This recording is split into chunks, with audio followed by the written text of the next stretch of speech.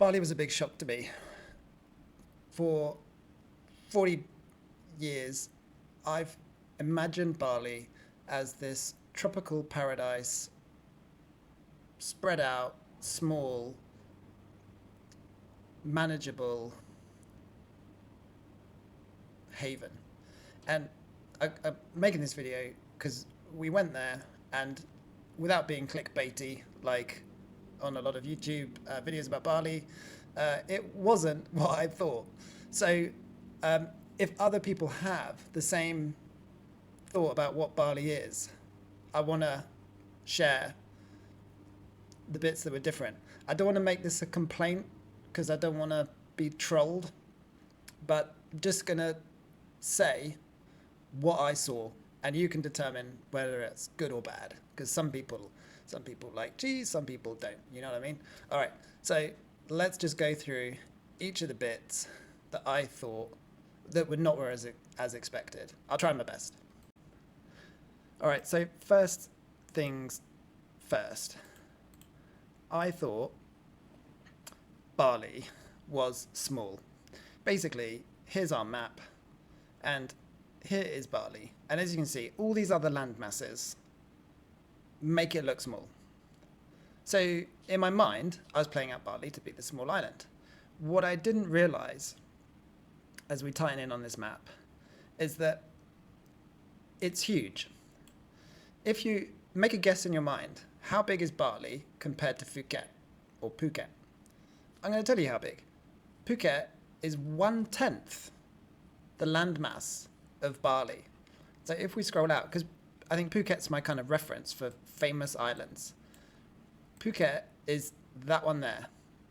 And Phuket feels pretty big when you're there. You know, when you come down from the airport, when you navigate around, when you go from one side to the other, it feels pretty big.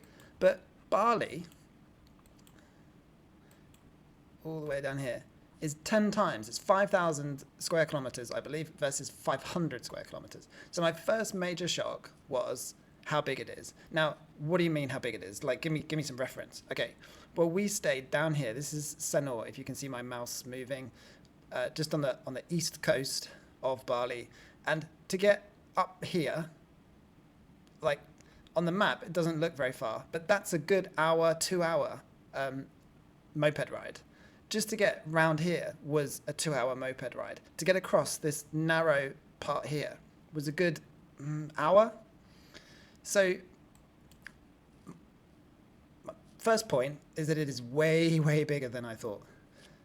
Next thing, this whole bit. So when you scroll out, you can see it starts to get green, and you've got the volcano here and this bit. But this whole section here is a metropolis, a mega city. All this is built up as we look at that. That is roads, that is houses, millions of them, millions of houses. Look as we scroll in. It is literally stacked up houses and small roads. And look as we scroll out. Look how many roads that is already, and we're not even touching the sides. Look at that. It is a mega city metropolis. Have no illusion about that. From there to there, from coast to coast, is back-to-back housing. Not an inch is spared. And even as we scroll out, this is still just pure, this is a mega city. It was such a shock to me when we traveled from this side to this side. It is one road after another of metropolis. It's my first big shock. All right, the next bit was just sorting out my notes for you. The traffic. The airport is huge. I was expecting an island airport. Do you know what I mean? So it would be 2 or 3 gates. You'd kind of sit, you'd look kind of one side and then the other, and there'd be sort of 5, 6 gates maybe at most. As we got off our plane, there was an A380 pulling in, an Airbus A380 Emirates, and 20, I don't know how many gates. I wouldn't want to guess. There'd be more than 20. There was so many gates. It was all new. Well, you could see the old Bali airport, and then the new bit kind of being strapped on the side. It was a humongous airport, and I believe it's 5 million visitors, and they're looking to take in 7 million. How the road network is going to cope with them, I do not know, because it is, as we'll see in a sec, quite a shocker. Okay, so yeah, massive new airport, total mega city metropolis. All right, so traffic. Yeah, there's a lot of blog posts about the traffic. It is pretty bad. Well, again, sorry, I don't mean to be negative. Sorry, there's a load of traffic. Every junction, you're waiting, basically. One thing we noticed we did 2 days on the scooter, and at the end of each day, we were exhaling exhaust fumes. So I wouldn't want to do it every day forever. Luxury resorts. There was way more luxury resorts than I was expecting. They really have catered to that airport. There's anything and everything from budget to the real top end. I was very surprised, just back-to-back luxury resorts. One thing I struggled with was I never felt like there was a center point of reference, like a middle, like a town square.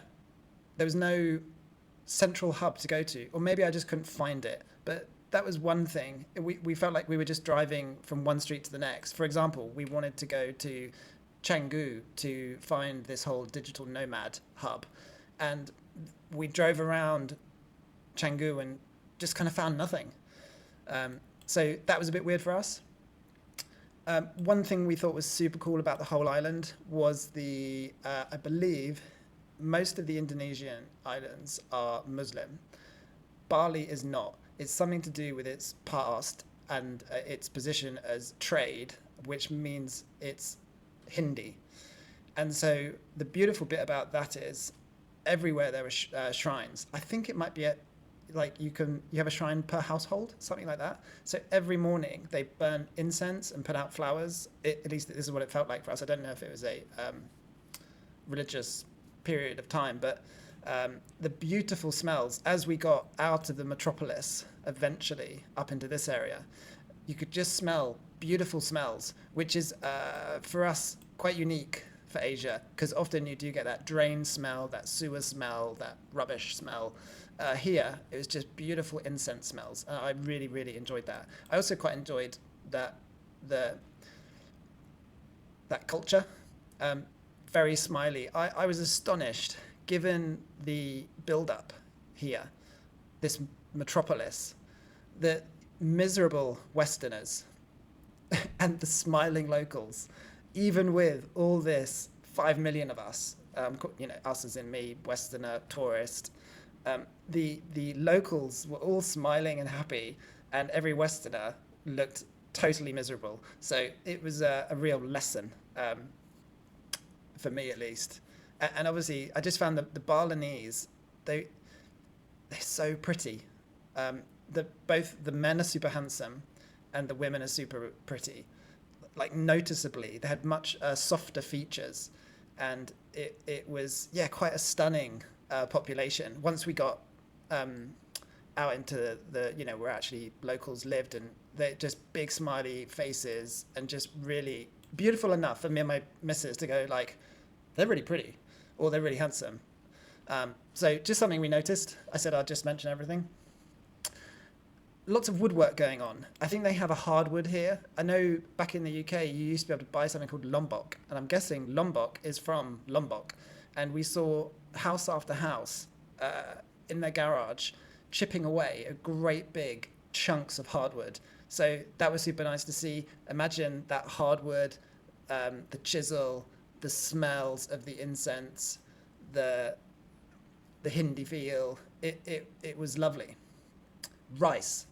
Way more rice paddies than I was expecting. Not just on the terraces, but once you get out the back of this metropolis, loads of rice paddies.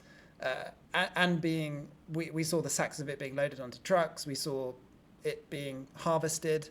I think at the time they were doing some sugarcane work as well, because we saw a lot of guys with the sickle, and it looked like they were chopping up, or cutting down some sugarcane. We didn't gauge what for, but big rice action going on in Bali.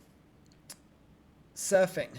There was a lot more surfing than I thought there'd be. Literally, around this whole coastline is waves. On both the west coast, we saw good waves and people surfing. On the east coast, we saw good waves and people surfing. It didn't disappoint. And I remember 20 years ago, guys coming here just to learn to surf. They thought this was the place to learn. And maybe it still is. I didn't have a chance because we were only there for a short time. But if you want to learn to surf versus Australia, maybe this is the place.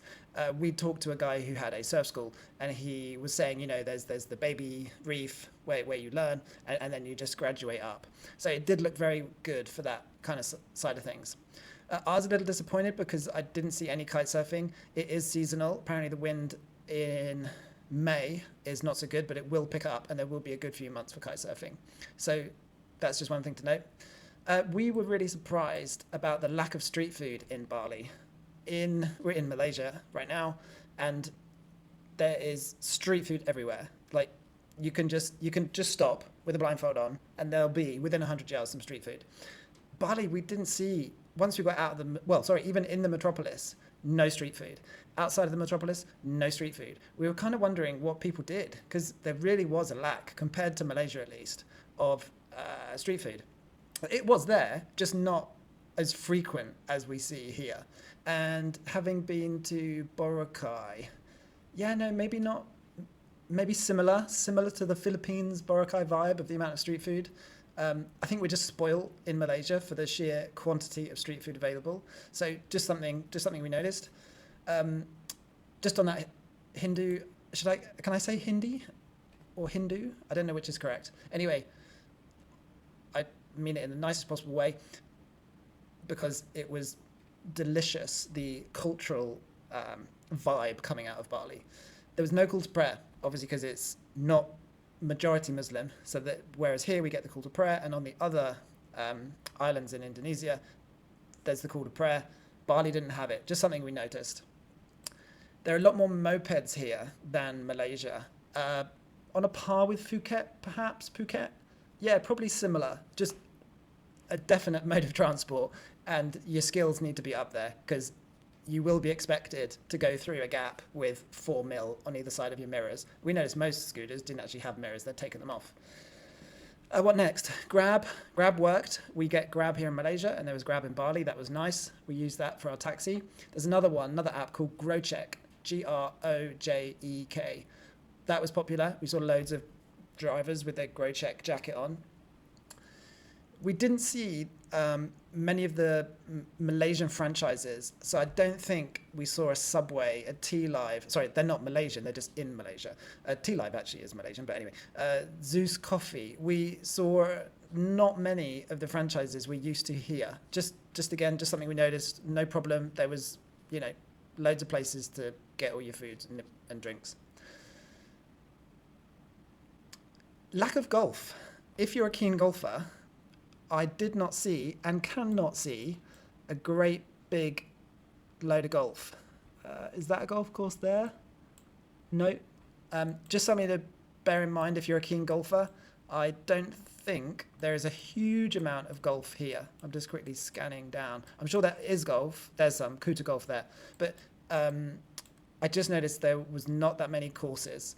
In Malaysia, within half an hour's drive, there's about 8 golf courses. There's definitely not 8 golf courses within half an hour's drive in this mega metropolis city. Just something to bear in mind. There is lots of Australians, and they're super cool. So no problem with that. You'll just notice there are a lot of Oz people. A lot of French and a lot of Italian. Just in case you're wondering what kind of people go there, Oz, French, Italian. There was quite a bit of, I think you call them street hawkers, where you get a bit of hassle, come for a massage, come eat at my restaurant, come have a boat trip, come on a yacht, that kind of thing. A bit more than we're used to, no problem. And I guess if you want stuff to be offered, that's why they're there. That's why they all exist, because people have taken them up on that offer. So lots of that going on. If you're looking for stuff to do, loads of street hawkers will be able to facilitate that. I've mentioned about the locals all being lovely and the foreigners all being miserable. And those are the main points. The main one again is, as you can see across this entire page, the sheer size of the metropolis. And it would be nice to go back and to make my way all the way onto this north side, because I'm sure once you got out of this zone, it will, for me, be a lot nicer, because I won't be breathing out exhaust fumes, and perhaps it'll be a bit more, I might be able to find a center somewhere, because in here I really couldn't find a central point. If I haven't mentioned, there is the usual trash, litter. I've actually done research into this, and because I couldn't make sense of it, because in Malaysia there's loads of trash and people just chuck stuff like over their shoulder, plastic bottles, cartons, you name it, you just toss it. And I was trying to get to the bottom of how and why. And so in case you're also wondering, I'll tell you. So at the best guess from the research, historically, when you ate something, a fruit or a drumstick, your remainder, your bone or your peel or your skin, was biodegradable, and so you toss it. And what's happened is all this packaging and stuff has come in, and the mindset is still the same. I've finished with my meal, I toss it, without realizing that it's not biodegradable. That's point one that I learned. Point two is that there are no bins. So you've either got to carry your rubbish with you, take it back to your house, and somehow bin it. And then I've also learned that in some areas there's no bin collection. So you would burn it. So it's a sticking point, because there's no trash operation by the government. So that's why we see it chucked. That's the main thing. And then there's an element of educating the population, like, please don't throw your rubbish, which for the older generations perhaps isn't in place. Anyway, I was trying to get to the bottom of why there's trash like all over Asia, and that's why. Again, I'm not judging. I notice, having come from a country where they've drilled it into you for 20 years, like, bin your rubbish, it's always a shock to us when we see like the litter everywhere. One interesting thing, like when you Google Bali, you'll get a page like this. These amazing scenes, the shrines, blue waters, amazing beaches, rice terraces. This isn't Bali. Bali is, well, there is this, but you'll need to go through this and this, that's litter and traffic in case you can't see, before you get to this. And then like there was one disappointing place. We got to Tegengan waterfalls, and yeah, the waterfall's amazing. It's nice and tidy down to the waterfall, but then the rocks and like where the water is covered in trash. So there's and we just wondered why the people that kind of take money from you to get in there haven't just gone, let's just pick that up. Anyway, I know I'll get annihilated in the comments for being negative, but you sometimes wonder if they can see it or not. Anyway, yeah, these are the images, but you will get a bit of this, the trash, and you will get a lot of this, the traffic. So I hope I've explained the bits that I noticed, and I hope that's useful. I hope you found the other videos useful of our days exploring. We'll definitely go back. Compared to Boracay in Philippines, it's almost similar in that you've got the east coast and the west coast, but this is, in Boracay, you can walk across, whereas here, this is a decent moped ride or taxi ride if you're staying in this part. I think if you're getting out into this top area, you maybe have a bit more freedom, and I've heard good things about Uluwatu, which is this section down here. So I would like to go back, and I'd especially like to explore the rest of the island. That's it. I hope that's useful.